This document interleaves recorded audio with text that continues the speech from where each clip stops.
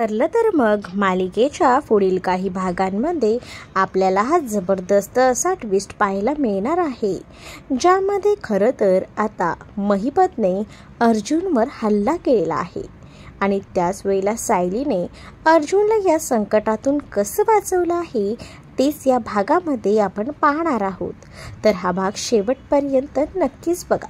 चला तर मग आजच्या या भागाला आपण सुरुवात करूया. अर्जुन आणि सायली आता त्या लॉकेटचा शोध घेत असतात. त्याच वेळेला आता प्रिया तर आलेली असते, पण प्रियाने सुद्धा हे लॉकेट पाहिलेलं असतं. पण त्या क्षणी प्रिया त्या लॉकेटबद्दल जास्त जाणून घेत नाही, पण तिच्या मनात नक्कीच काहीतरी शिजत असतं की हे लॉकेट नेमकं सायली अर्जुनकडे काय आहे आणि त्यामागचं उद्दिष्ट यांच्याकडे असण्याचा काय आहे. या प्रत्येक गोष्टीचा आता प्रिया विचार करत असते. जरी तिने सायली आणि अर्जुन समोर त्या लॉकेटचा जास्त वाव केला नसला तरी सुद्धा तिच्या मनात कुठेतरी भीती आहे. काहीतरी लपवतायत सायली अर्जुन हे सुद्धा तिला मनातून वाटत असतं. जरी तिने सायली अर्जुनला त्यावेळेला उडवाउडवीची उत्तरं दिलेली असती तरी सुद्धा प्रिया ही मनातून पुरती घाबरलेली असते. कारण सायली आणि अर्जुन हे नक्कीच कोणत्या तरी सिरियस टॉपिकवर बोलत होते, पण आपण तिथे गेल्यामुळे त्यांनी तो विषय बदली केला असं देखील प्रियाला चांगलंच माहिती असतं. तर इकडे सायली ही अर्जुनशी पुन्हा एकदा बोलत असते आणि म्हणत असते की अर्जुन सर, काही झालं ना तरी त्या लॉकेटमध्ये नक्की काय नाव लिहिलेलं आहे आणि ते कधीचं आहे, कुठून घेतलेलं आहे याचा शोध तर आपल्याला घ्यायलाच हवा आणि तुम्ही तुमच्या वकिली डोक्याने तर नक्कीच काहीतरी करू शकता. आणि राहिला प्रश्न त्या लॉकेटचा, तर हे नक्कीच लॉकेट साक्षीचं असू शकतं आणि त्या लॉकेटमध्ये एक महत्त्वाची गोष्ट आहे ज्यामुळे आपल्याला साक्षीनेच विलासचा खून केला आहे हे कोर्टात सिद्ध करता येईल. हे सुद्धा आता अर्जुन हा सायलीला म्हणत असतो. सायली आणि अर्जुनचं या सगळ्या विषयावर डिस्कशन सुरू असतं रूममध्येच, पण त्यावेळेला नेमकी पुन्हा एकदा प्रिया आलेली असते आणि प्रियाने या दोघांचंही बोलणं बाहेर उभं राहून ऐकलेलं असतं. त्यामुळे आता प्रिया पुरती घाबरलेली असते. घरात रविराज, प्रतिमासुद्धा आलेले असतात, पण त्यांच्याकडे लक्ष न देता ती आता विचार करते की काही झालं तरी सुद्धा या सगळ्या प्रकरणाबद्दल नागराज महिपतला सांगायला हवं. नाहीतर साक्षी या सगळ्यामध्ये जर पुन्हा अडकली ना तर आपलंसुद्धा जीणं मुश्किल होऊन जाईल. आपण ना सुभेदारांच्या घरात राहू शकू ना किल्लेदारांच्या. त्यामुळे आता या सगळ्यामध्ये आपणच अडकू ह्या विचार करून प्रिया आता घराच्या बाहेर पडते आणि ती साक्षी महिपतला भेटायला आलेली असते. त्याच वेळेला आता साक्षी महिपतला भेटायला आल्यावर प्रिया आता महिपतला सांगू लागते की अण्णा, तुम्हाला माहिती आहे का तो अर्जुन यावेळेला तुम्हाला कसं लटकवणार आहे ते. त्यावेळेला आता महिपत प्रियाला म्हणत असतो की जे काही आहे ना ते पटापट बोल, उगाच वेळेची खोटी करू नकोस, कारण आधीच मला खूप टेन्शन आलं आहे. सगळ्या ह्याच्यातून बाहेर पडायला बघतोय पण जास्तच अडकत चाललो आहे मी, असं देखील आता तो म्हणत असतो. त्याच वेळेला आता साक्षी देखील प्रियाला म्हणत असते की जे काही आहे ना ते स्पष्ट सांग, तुला काय समजलं आहे. त्यावर प्रिया आता साक्षीला त्या लॉकेटबद्दल विचारते आणि म्हणत असते की तू जेव्हा आश्रमात आली होतीस तेव्हा तुझं लॉकेट कोणतं आश्रमात पडलं होतं का. त्यावर आता साक्षीच्या लक्षात येतं तिचं लॉकेट हरवलं आहे, पण ते कुठे होतं हे तिला माहिती नव्हतं. आता प्रियाच्या बोलण्यावर ना तिला क्लिअर झालेलं होतं की ते लॉकेट बहुधा आश्रमामध्येच पडलं असेल, कारण ते लॉकेट जेव्हा हरवलं होतं तेव्हा तिने तो लॉकेट शोधायचा प्रयत्न केला होता, पण तिला हे लक्षात नव्हतं की ते लॉकेट आश्रमामध्ये सुद्धा पडू शकतं. त्याच वेळेला प्रिया म्हणत असते की तुझं जे लॉकेट हरवलं आहे ना ते लॉकेट त्या अर्जुनला सापडलं आहे आणि तो अर्जुन जो आहे ना त्या लॉकेटचा चौकशीच्या शोधात आहे. ते रॉकेट नेमकं कोणाचं आहे, काय आहे, कुठून घेतले, या प्रत्येक गोष्टीचा त्याचा विचार सुरू आहे. त्यामुळे तू लक्षात ठेव, जर या सगळ्याचा शोध लागला ना तर तो कोर्टात नक्कीच या सगळ्याबद्दल बोलणार आहे आणि तो तर पुराव्यासकटच बोलत असतो. त्यामुळे आता जेव्हा पुढची केस असेल ना तेव्हा तू या सगळ्यामध्ये अडकशील. त्याआधीच आपल्याला या सगळ्यातून बाहेर पडण्यासाठी काहीतरी विचार हा करायला हवा, असं देखील प्रिया आता महिपत आणि साक्षीला बोलत असते. महिपतचं तर आता डोकं चालायचंच बंद झालेलं असतं. त्याला कळत नसतं की आता या सगळ्यातून कसा मार्ग काढायचा.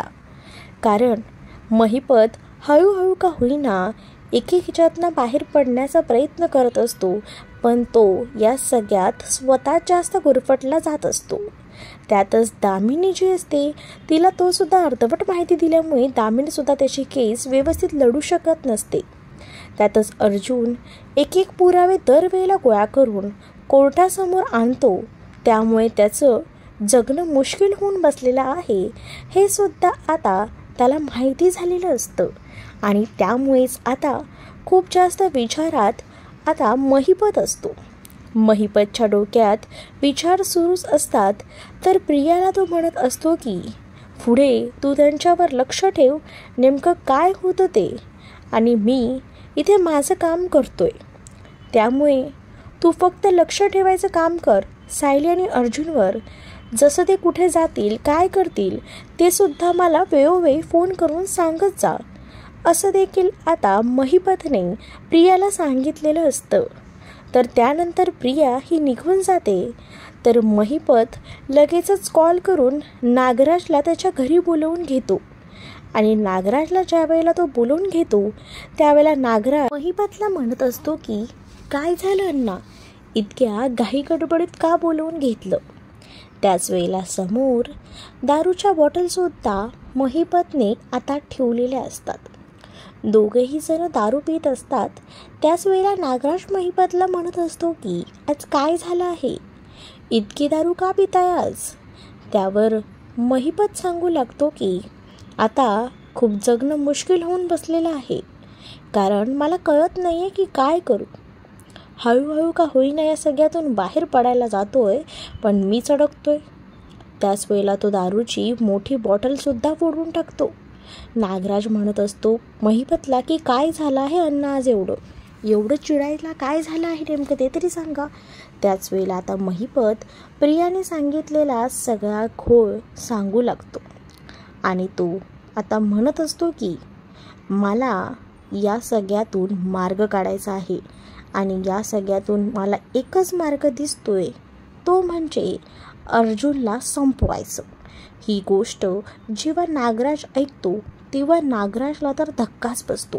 नागराज आता महिपतला म्हणत असतो की तुम्हाला काही वेळ लागले का, या संपवायच्या गोष्टी कुठे करताय. तर आता आधीच एवढा करून ठेवलेला कारनामा कमी आहे का, याच्याच केस आपण निपटवतोय आणि ह्यातून बाहेर पडायचा प्रयत्न करतोय, आणि त्या अर्जुनला संपवून आता काय भेटणार आहे आपल्याला.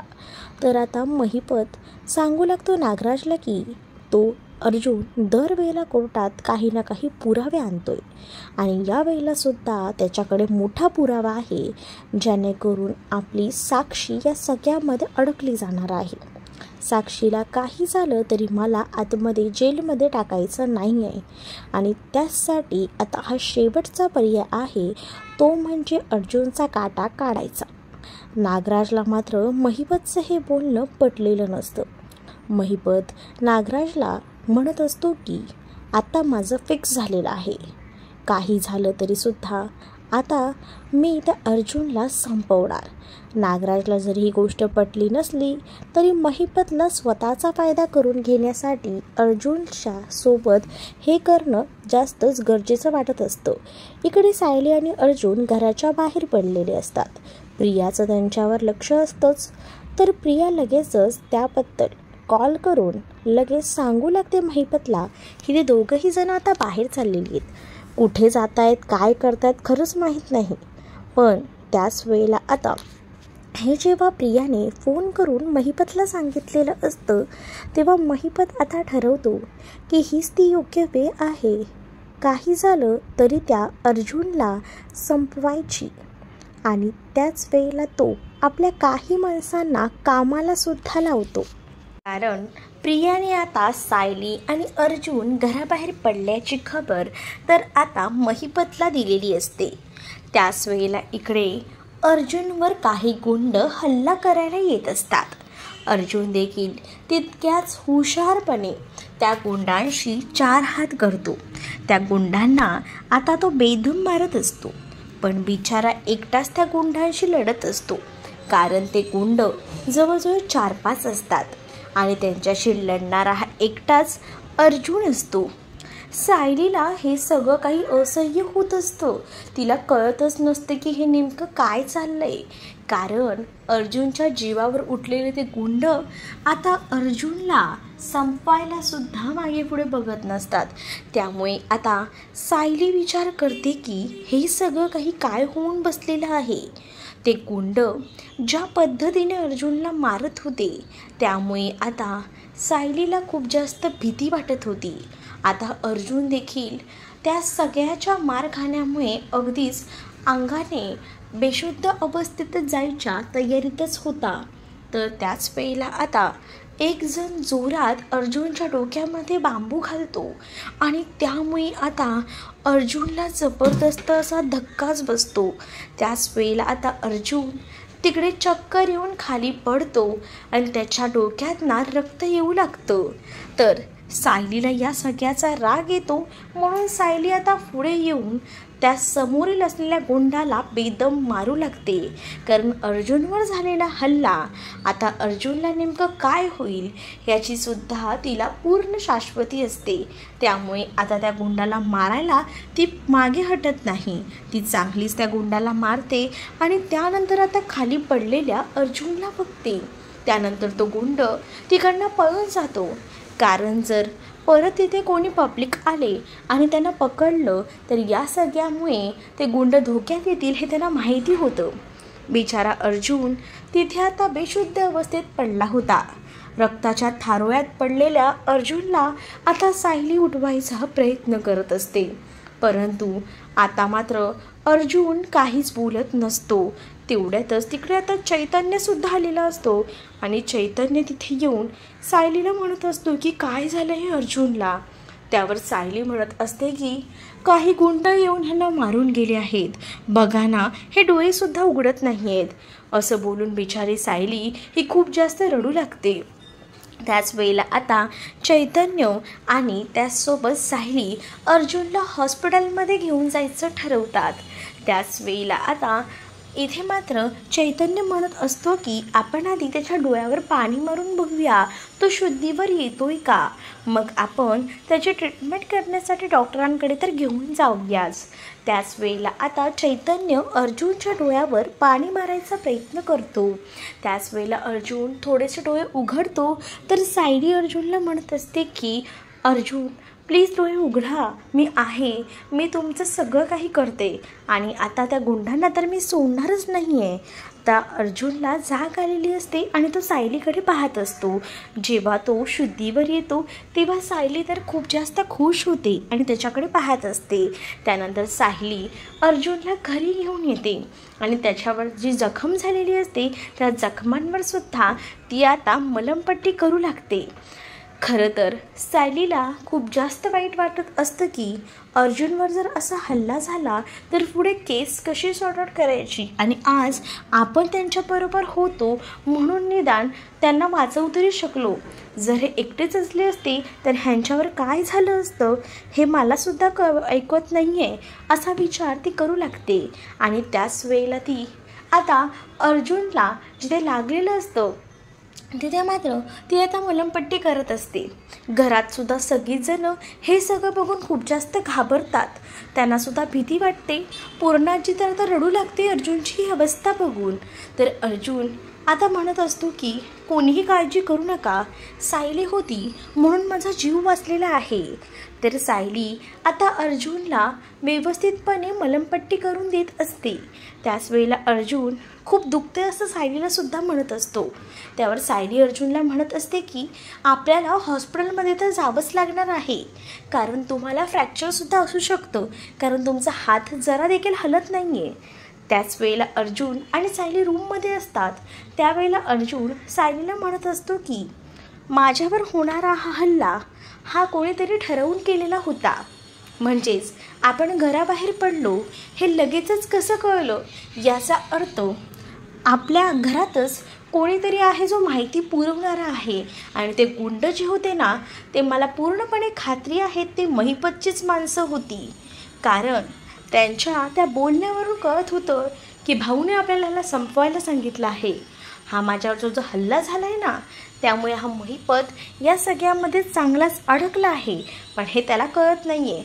आणि आपण जेव्हा घरातनं बाहेर पडलो तेव्हा मला डाऊट येतोय की आपल्यावर लक्ष ठेवणारी ही प्रियाच होती. आणि प्रियाच त्या महिपतची खबरी आहे, जेणेकरून तो आपल्यावर हल्ला झाला आहे त्याला सर्वस्वी ही प्रियाच जबाबदार आहे आणि त्यानंतर तो महिपत. असं देखील आता अर्जुनचं आणि सायलीचं डिस्कशन सुरू असतं. त्यामुळे आता अर्जुनला कळलेलं असतं की आपल्यावर हल्ला जो आहे तो महिपतने केलेला आहे. तर आता कोर्टामध्ये महिपतच्या बाजूने अर्जुन कशा पद्धतीने आता ती केस फिरवणार आहे हे पाहणं देखील तितकंच इंटरेस्टिंग असणार आहे. तुम्ही जर आपल्या चॅनलवर नवीन असाल ना, तर आपल्या चॅनलला नक्कीच सबस्क्राईब करा. चला तर मग असेच अपडेट पाहत राहण्यासाठी आपल्या या व्हिडिओला लाईक करा आणि त्याचसोबत चॅनलला सुद्धा सबस्क्राईब करा.